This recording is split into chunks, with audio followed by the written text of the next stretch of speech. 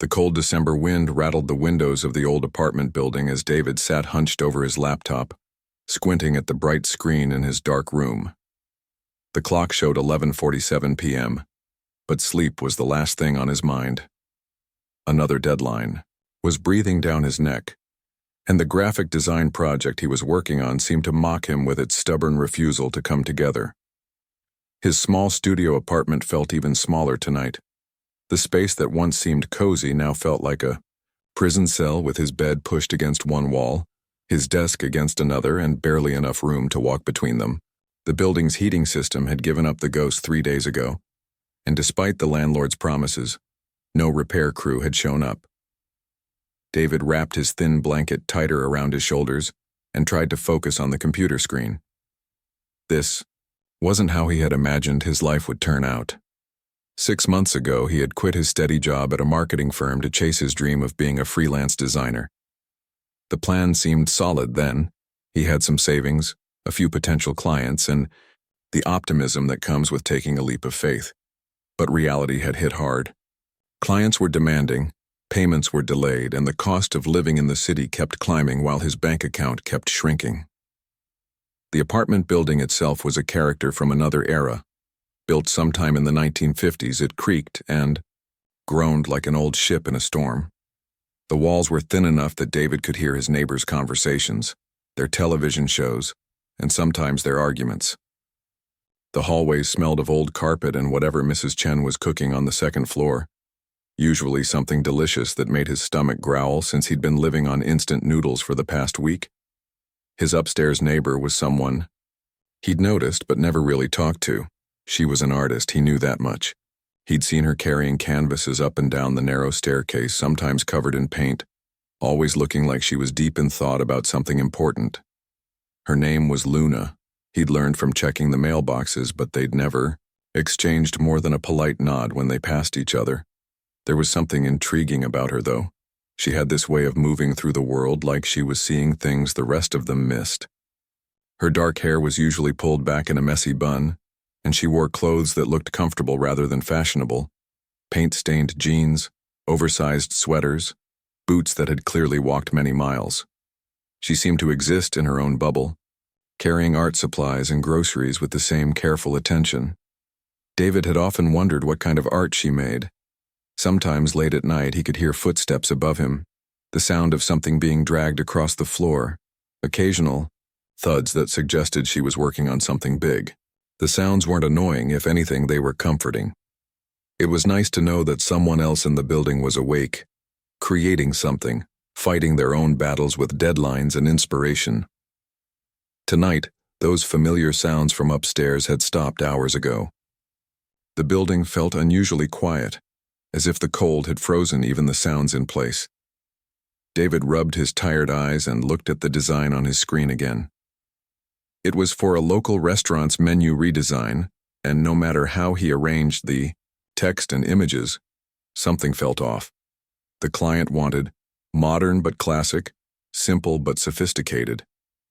One of those impossible combinations that kept designers awake at night. He was about to take another break when he heard something unexpected.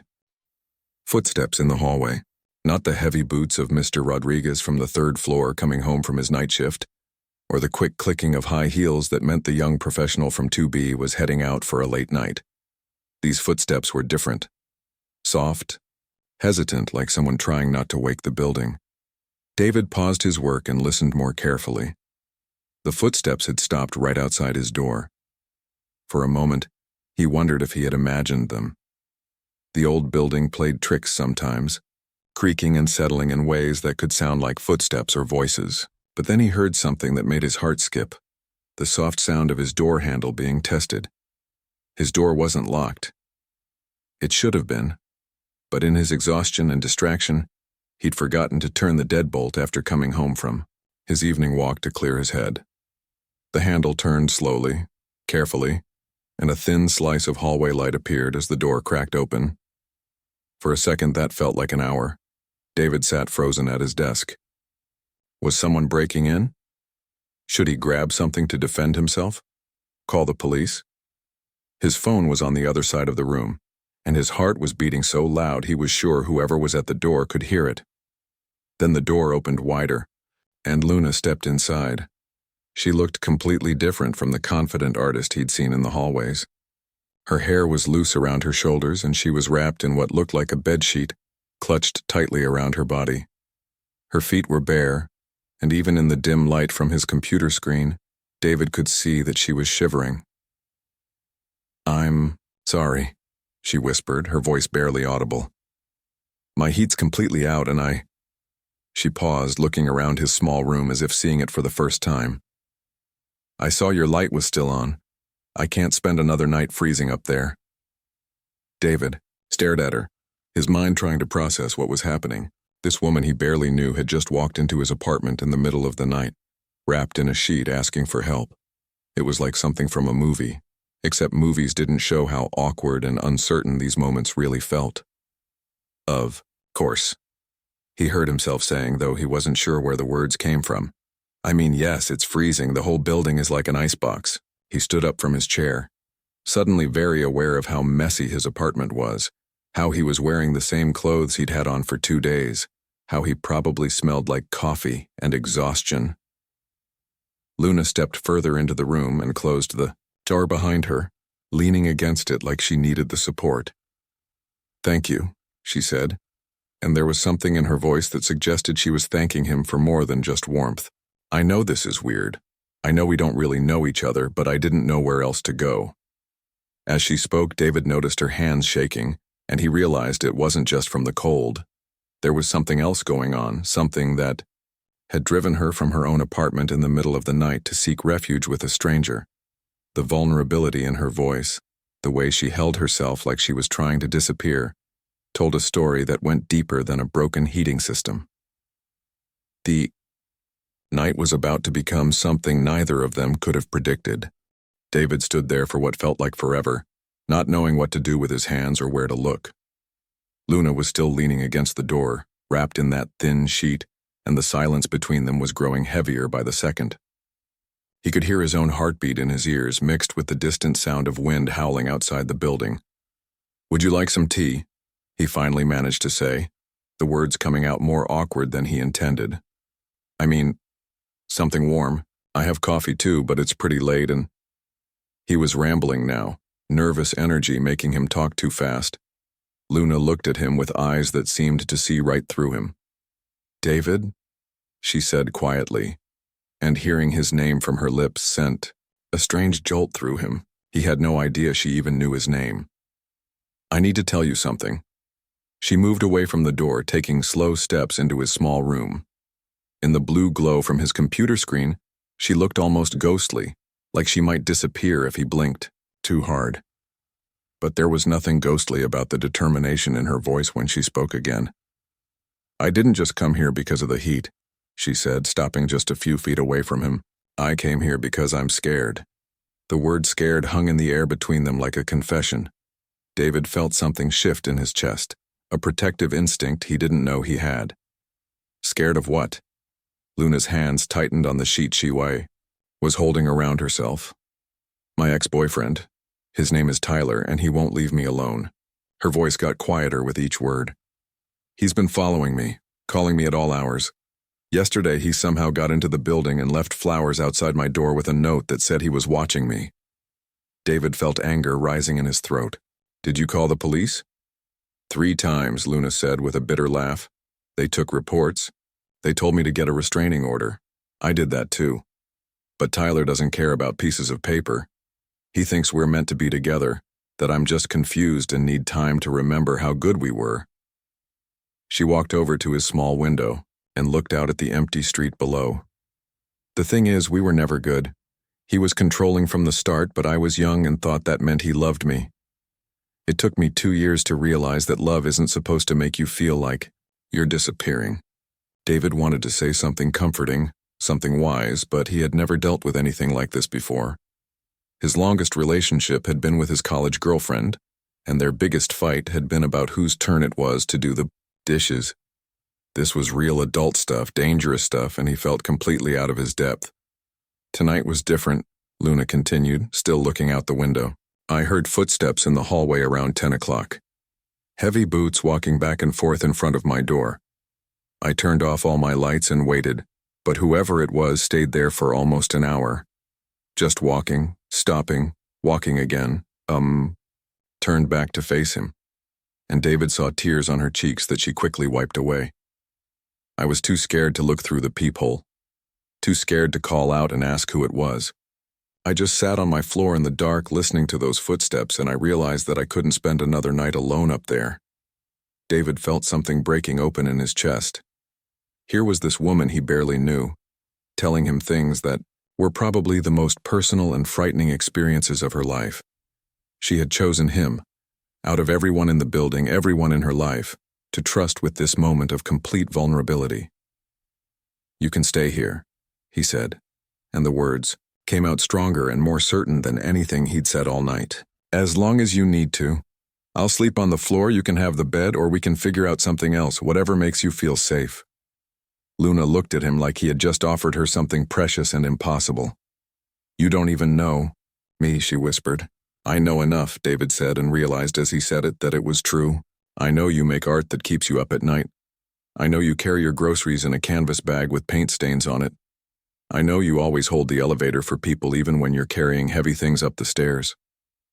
He paused, feeling heat rise in his cheeks. "And I know that anyone who would terrorize you is someone who doesn't deserve to share the same planet with you." Something changed in Luna's face then. The fear was still there, but underneath it, David saw something else, a kind of recognition, like she was seeing him clearly for the first time. She took a step closer to him, then another, until they were standing close enough that he could smell her shampoo and see the flecks of green in her brown eyes. "Thank you," she said, but it wasn't just gratitude in her voice now. It was something deeper, warmer, more complicated. They stood there looking at each other, and David felt the air in the room change. It was like that moment before a thunderstorm when everything gets very still and charged with electricity. He was aware of everything, the sound of her breathing, the way the computer screen light made her skin glow, the fact that she was standing in his apartment in the middle of the night wearing nothing but a sheet. But more than that, he was aware of how brave she was being, how much trust it had taken for her to come to his door, to tell him her story, to ask for help from someone who was essentially a stranger. He was aware of how small and scared she had looked when she first walked in, and how she was standing taller now, like his words had given her back some piece of herself. "Luna," he said, and her name felt important on his lips, like a word that might change everything. She reached out and touched his hand, her fingers cold but steady. "I know this is crazy," she said. "I know we don't really know each other. But right now you feel like the safest person in the world." David looked down at their hands, her pale fingers against his darker skin, and felt something slot into place, in his chest. Like a puzzle piece he didn't know was missing had finally found its home. When he looked back up at her face, he saw his own feelings reflected there, confusion, attraction, and something deeper that neither of them had words for yet. The night was about to become something that would change both their lives forever. David woke up to sunlight streaming through his small window, hitting his face in a way that meant it was much later than he usually slept.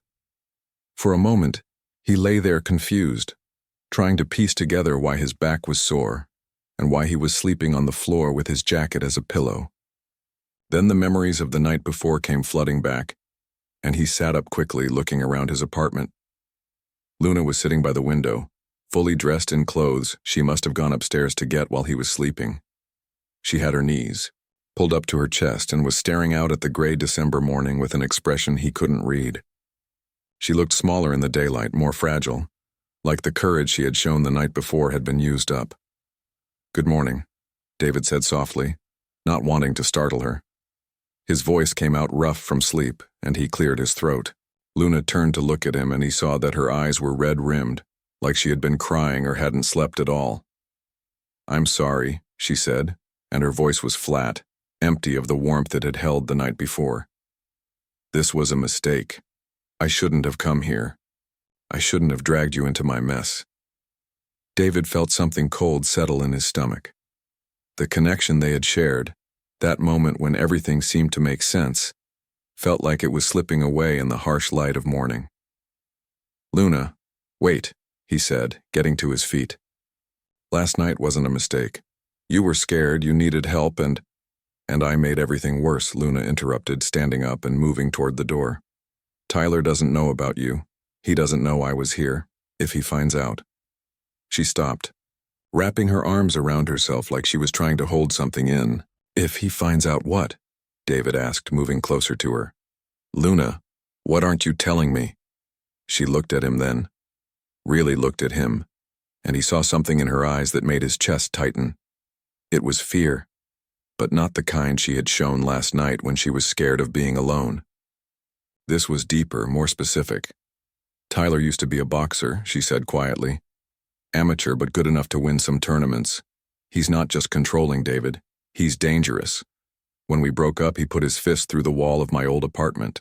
When I moved here to get away from him, he found me within a week." David felt his hands clench into fists at his sides. The protective instinct from last night came roaring back, stronger now.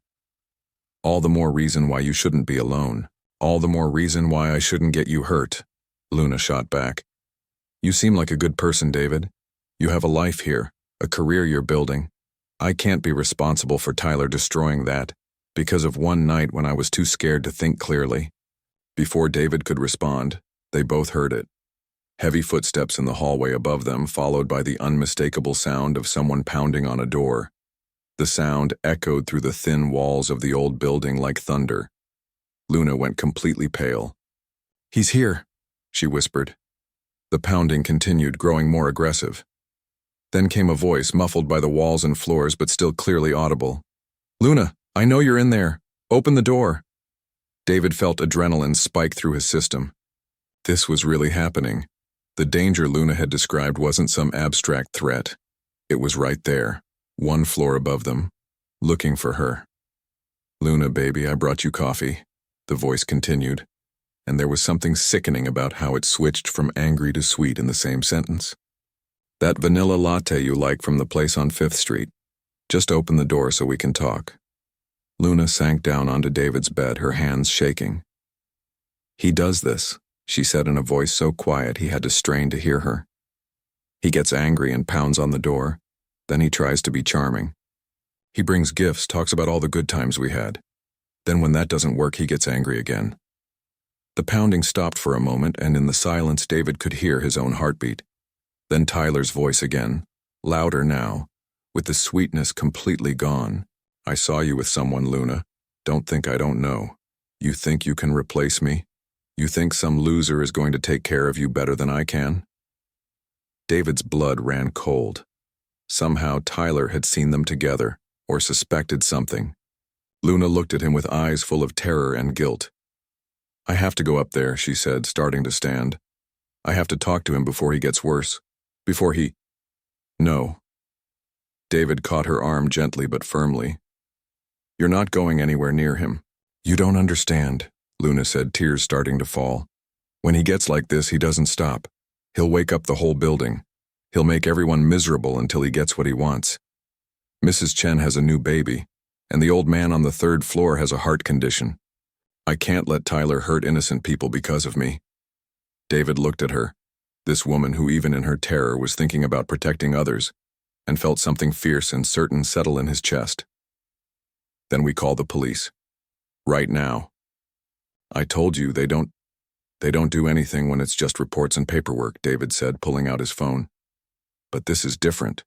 He's here right now, making threats, disturbing the peace. They have to respond to that, as on." If Tyler had heard him, the voice from upstairs got louder and more aggressive. "I'm not leaving, Luna. I'll stand out here all day if I have to. Everyone in this building is going to know what kind of person you really are." David dialed 911, his fingers steady despite the adrenaline coursing through him. When the operator answered, he spoke clearly and calmly. "I need to report a domestic disturbance in progress. There's a man outside my neighbor's apartment making threats and refusing to leave. The woman has a restraining order against him."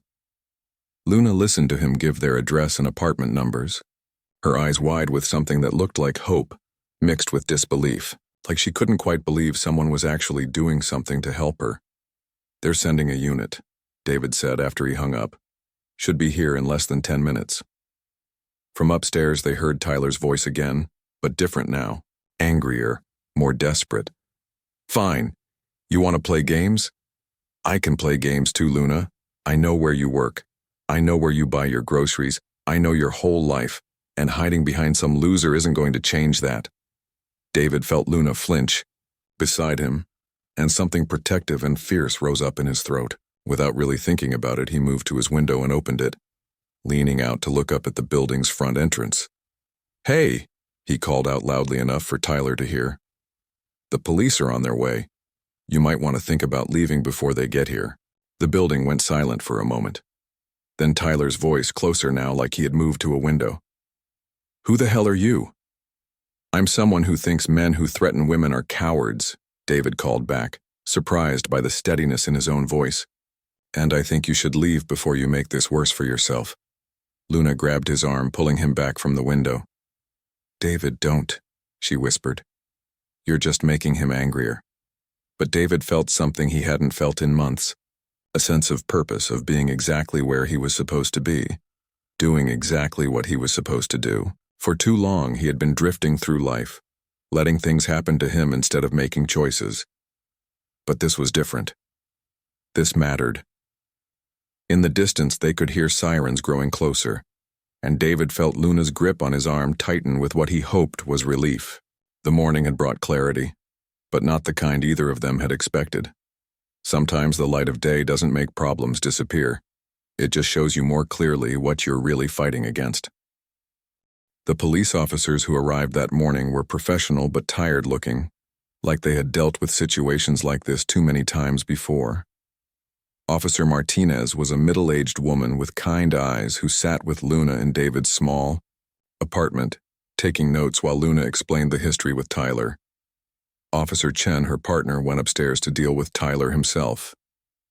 David could hear Tyler's voice through the ceiling, alternating between angry shouting and attempts to sound reasonable and charming.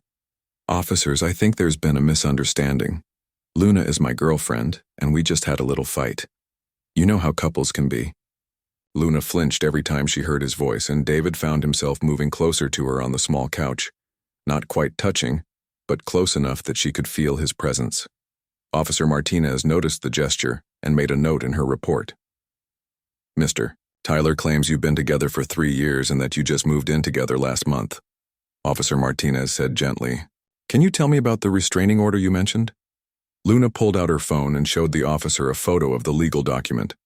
Her hands were shaking slightly, but her voice was steady as she explained the timeline, how Tyler had become increasingly controlling during their 2-year relationship, how she had finally found the courage to leave, how he had been stalking and harassing her for months despite the legal order to stay away. "He found my new address within a week of me moving here," Luna said. "At first it was just flowers and notes left outside my door. Then he started calling my work, telling my boss that I was unstable and needed help. Last week he somehow got past the building security and was waiting in the hallway when I came home from the grocery store." David felt his jaw clench as he listened to the full extent of Tyler's harassment. What Luna had told him the night before was just the tip of the iceberg. This man had been systematically trying to control and terrorize her for months. "Officer." Martinez finished taking Luna's statement just as her partner came back downstairs. Officer Chen looked frustrated as he sat down across from them. "He's gone," Chen said. "Must have left through the back exit while we were talking to you folks. But we found evidence he was here, coffee cup by the door upstairs and some wilted flowers. We'll add this incident to the existing case file and increase patrols in this area." Luna's shoulders sagged with what looked like exhaustion mixed with disappointment. "So he just gets to leave and try again tomorrow?" "We're building a stronger case," Officer Martinez said kindly. "Each incident, each violation of the restraining order, makes it more likely he'll face serious consequences. But I have to be honest with you, these situations can be difficult to resolve quickly." After the officers left, David and Luna sat in silence for a long time. The morning sun had given way to gray clouds, and the apartment felt smaller and more fragile than it had the night before. David could see that Luna was wrestling with something, her hands clasped tightly in her lap. I should leave the city, she said finally. Tyler will never stop as long as I'm here. He sees this as some kind of game, and he's not going to quit until he wins. David felt something cold settle in his chest. Where would you go? I don't know. Maybe back to my hometown in Oregon. My sister lives there with her family. Or maybe somewhere completely new where Tyler could never find me. Luna looked out the window at the gray sky. I've been thinking about it for weeks, but I kept hoping the police would handle it, or that Tyler would get bored and move on to someone else. And now? Luna turned to look at him, and David saw something in her eyes that hadn't been there the night before, a kind of resigned determination.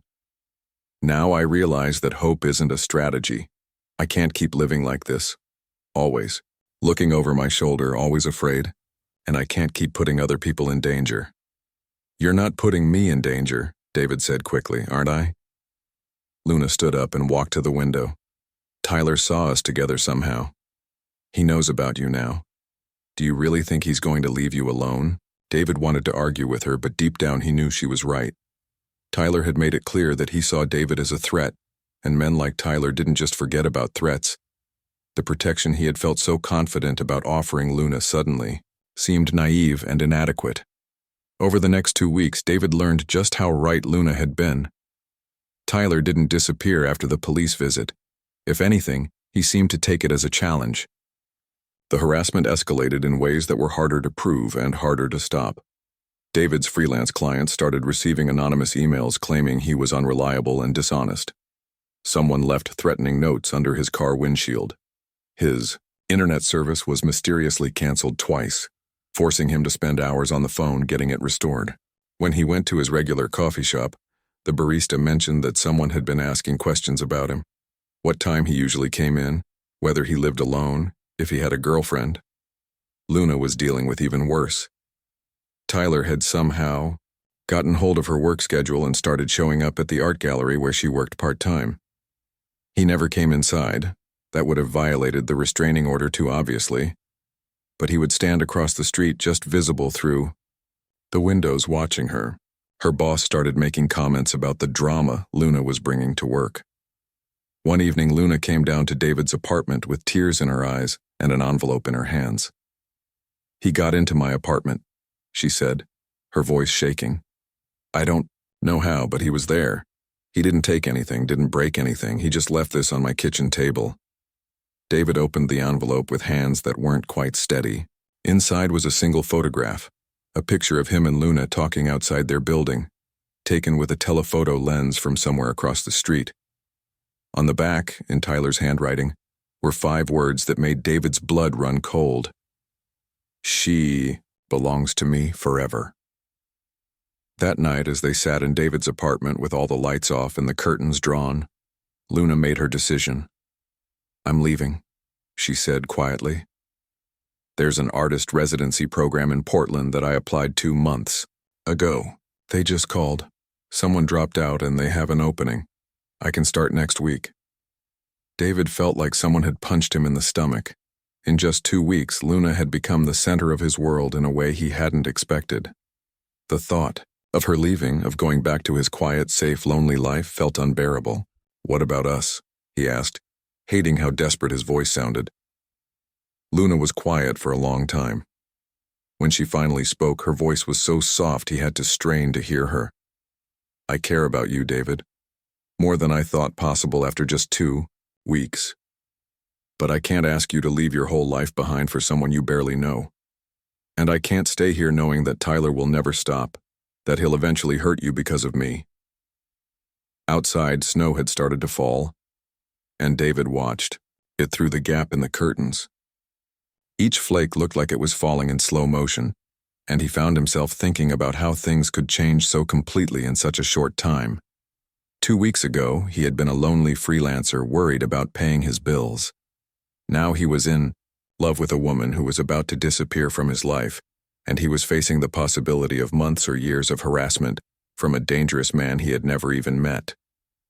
The storm was just beginning, and David wasn't sure any of them would survive. It unchanged. David stared at the ceiling of his apartment for most of that night, listening to Luna's quiet breathing beside him. She had fallen asleep finally, exhausted from weeks of fear and the emotional weight of making such a huge decision. But sleep wouldn't come for David. His mind kept spinning between the practical voice that told him Luna was making the right choice, and something deeper that whispered, this might be the biggest mistake of both their lives. When morning came, Luna was already awake, sitting by the window with her hands wrapped around a cup of coffee. She looked different in the early light, calmer, but also somehow more distant, like she was already starting to pull away. I've been thinking, David said, his voice rough from lack of sleep. About Portland. Luna turned to look at him, and he saw hope flicker in her eyes before she quickly pushed it down. David, we talked about this. You have a life here, a career you're building. I can't ask you to— You're not asking, David interrupted. I'm deciding. He sat up on the edge of his bed, running his hands through his hair as he tried to find the right words. I've been freelancing for 6 months, and you know what I've learned? I can do graphic design from anywhere with an internet connection. My clients don't care if I'm in this city or Portland or the middle of nowhere, as long as I deliver good work on time. Luna was quiet, watching him with an expression he couldn't read. But more than that, David continued, I've been thinking about what kind of person I want to be. For the past year, since my last relationship ended badly, I've been playing it safe. Not taking risks, not letting anyone get too close, just going through the motions of living without really being alive. He stood up and walked over to her, kneeling down so they were at eye level. 2 weeks ago, you walked into my room scared and desperate, and somehow that was the first time in months that I felt like I was exactly where I was supposed to be. Not because you needed rescuing, but because for the first time in forever, someone needed me to be brave. Luna's eyes filled with tears. But what if it doesn't work? What if we get to Portland and realize this whole thing was just crisis bonding? What if you end up resenting me for turning your life upside down? David reached out and took her hands. They were warm now, steadier than they had been that first night. What if it does work? What if we build something amazing together? What if this is the beginning of the best part of both our lives? They spent the morning making lists and phone calls. David contacted his biggest clients and explained that he would be relocating, but continuing to work remotely.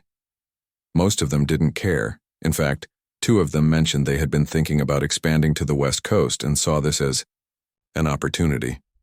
Luna called the residency program in Portland and confirmed she could start the following Monday. The hardest part was the practical stuff. David had to break his lease, arrange for his few pieces of furniture to be shipped, and figure out what to do with his small savings account. Luna had even less. Tyler's harassment had cost her work hours and forced her to spend money on security measures and legal fees. But as they worked through the logistics, David felt something he hadn't experienced in years. Excitement about the future. Not just hope that things would work out, but genuine enthusiasm for what they might build together.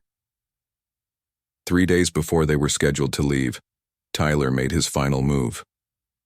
David was coming home from a last-minute meeting with a client when he saw Tyler waiting in the lobby of their building. The man was bigger than David had expected, with the broad shoulders and scarred knuckles Luna had described. But what struck David most was how normal Tyler looked, like someone you might see at the grocery store or sitting next to you on the bus. Evil, David realized, didn't always announce itself. You must be the boyfriend, Tyler said, standing up from the lobby bench. His voice was calm, almost friendly, but his eyes were cold and calculating. David felt his heart rate spike, but he kept his voice steady. I'm someone who thinks you should leave Luna alone. Tyler laughed, a sound with no warmth in it. Leave her alone? Friend, I've been taking care of Luna since before you knew she existed. She gets confused sometimes, makes bad choices, but she always comes back to me eventually. Not this time, David said, moving toward the stairs. He wasn't going to let Tyler corner him in the lobby, but he also wasn't going to run. Tyler stepped into his path. See? That's where you're wrong. Luna thinks she can run away to Portland and start over, but there's no starting over from love. It's like ours. I know her better than she knows herself. I know she'll realize she made a mistake, and when she does, I'll be there." The threat was clear. Even though Tyler never raised his voice or made an overtly threatening gesture, David felt something cold settle in his stomach, but also something else, a steady, certain anger that felt different from fear.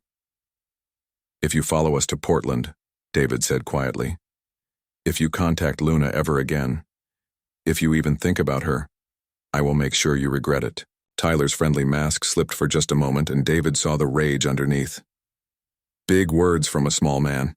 "But don't worry, I'm not going to follow you. I don't need to. Luna will come back on her own, and when she does, you'll just be a footnote in our story." 2 days later, David and Luna were on a plane to Portland, carrying everything they owned in 4 suitcases and 2 backpacks. As the plane lifted off, Luna reached over and took David's hand. "Are you scared?" she asked. David thought about it honestly. "Terrified," he said, "but also excited, and sure that this is right." Luna squeezed his hand. "Me too." Portland turned out to be everything they had hoped for, and nothing like what they expected. The artist residency program gave Luna a studio space and a small stipend, but more importantly, it gave her a community of creative people who understood what it meant to rebuild your life around your art. David found that his design skills were in high demand among local nonprofits and small businesses, and within a month, he was making more money than he ever had as a freelancer. But the real revelation was how they worked together. Luna's artistic eye helped David see his design work in new ways, while his practical nature helped her navigate the business side of being an artist. They rented a small apartment with big windows and spent their evenings cooking dinner together, talking about their work, planning weekend trips to explore their new city. 6 months later, David was sitting in that apartment, watching Luna work on a new painting. It was abstract, but somehow clearly about motion, figures that seemed to be moving toward each other across a dark space, reaching for connection. The colors were deep blues and purples with streaks of gold that suggested light breaking through darkness. "It's about that first night," Luna said without looking up from her canvas. "When I came to your door, I've been trying to capture what it felt like to be so scared and desperate and then to find safety in the most unexpected place." David walked over and stood behind her, wrapping his arms around her waist. In the painting, the 2 figures weren't quite touching yet, but they were clearly meant to find each other. It was beautiful and honest and hopeful in a way that made his chest feel tight with emotion. "Do you ever regret it?" he asked. "Leaving everything behind?" Luna leaned back against him, her hair soft against his cheek. "How can I regret the best decision I ever made?" They never heard from Tyler again. Whether he had found someone else to obsess over, or finally gotten the help he needed, or simply decided that Luna wasn't worth the trouble of crossing multiple state lines, they never knew. What mattered was that the fear that had driven them together eventually faded, replaced by something stronger and more sustainable. A year later, when Luna had her first solo art show at a small Portland gallery, David stood in the crowd watching people admire her work. The painting from that night, the one about finding each other in the darkness, sold within the first hour to a young couple who said it reminded them of how they had met. Luna found David in the crowd and smiled at him across the room, and he felt the same jolt of recognition he had felt that first night when she appeared in his doorway. Some things, he had learned, don't fade with time. They just get deeper and more true. "No escape tonight," she had whispered that first night. But she had been wrong about one thing. There was escape, not from each other, but into something bigger and better than either of them could have built alone.